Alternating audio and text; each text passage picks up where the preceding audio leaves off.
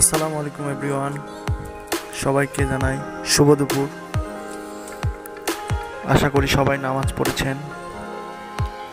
আজকে দুপুরে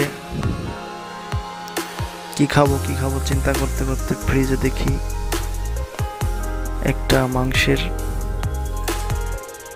প্যাকেট আছে।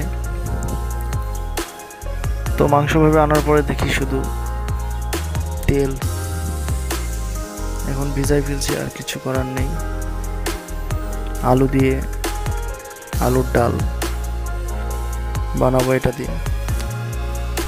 তো আলুগুলো সিদ্ধ করে নিলাম, নিয়ে ভর্তার মতো তৈরি করলাম, করে এখানে পানি দিয়ে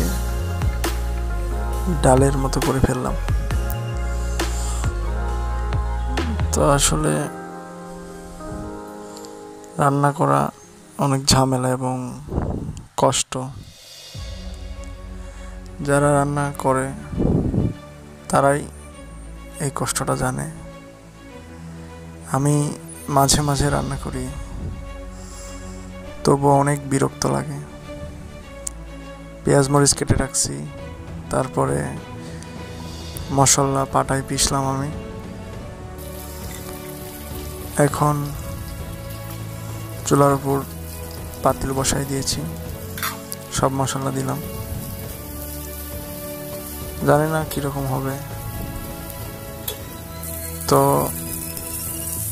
যেহেতু এটা ছাগলের মাংস, সেহেতু রসুন না দিলে নাকি গন্ধ করে। তো এটা আমার জানা ছিল না।